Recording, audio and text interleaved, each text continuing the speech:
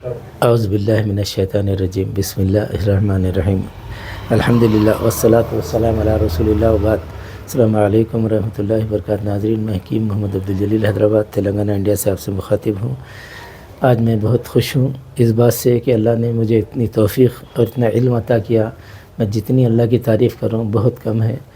میں علم کے دائرے میں جب آتا ہوں اپنے آپ کو یہ سمجھتا ہوں کہ الف کے دائرے میں ابھی گھوم رہا ہوں، اگرچہ کہ میں نے ہزاروں کتابیں اللہ کی مدد سے پڑھا ہوں اور اللہ مجھے توفیق دیا کہ میں سمجھ سکوں۔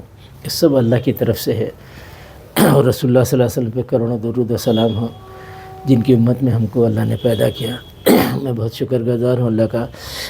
اس نسخے کے بعد مجھے بڑی ہمت آئی ہے کہ میں انسانیت کی کچھ خدمت کر سکوں گا۔ نیفروسس کے تعلق سے ایک میں کنڈا پنڈی آکو بولتے اس کو، آٹے کی بھاجی بولتے، یا پتھر پھوڑی بھی بولتے بعض حکیم اس کو۔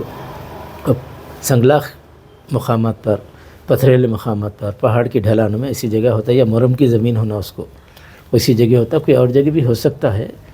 تو خاص اس کا یہ ہے کہ پہاڑی علاقوں میں ہوتا زیادہ، ڈھلانوں میں۔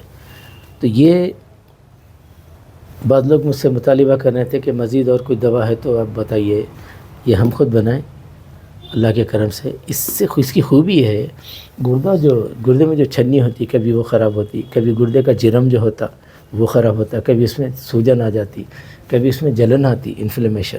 وہ جلن کی وجہ سے، اور یاد رکھیے کہیں بھی بدن میں جلن ہو تو جبھی اس میں سوجن آتی، سویلنگ جبھی آتی، اس کی وجہ سے بھی پیشاب رک جاتا۔ کبھی ایسا ہوتا کہ خشکی زیادہ ہو گئی، غذائیں ایسی کھا رہے ہیں گرم و خشک یا سرد و خشک زیادہ غذائیں کھانے سے بھی وہاں پہ ایک قسم کا سختی بھی آ سکتی، خشکی زیادہ ہوتی، اس سے بھی وہ پاس نہیں ہو سکتا۔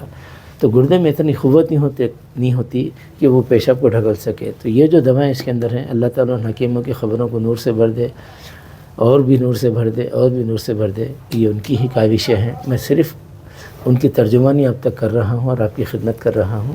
تو یہ اتنا پیارا ہے، جو روک رکھا ہے، جو پیشاب خارج نہیں کر سک رہا گردہ، اس کو خارج کرتا، باقی جلن کو ختم کرتا، سوجن کو ختم کرتا، اور پیشاب بہانا شروع ہوتا، جس کی وجہ سے آپ کو ڈائلسس سے جانے سے بچ جائیں گے آپ انشاءاللہ، اور بڑے بڑے جو ہے بیماریاں لاکھوں خرچ کرنے والے امراض سے آپ بچ جائیں گے۔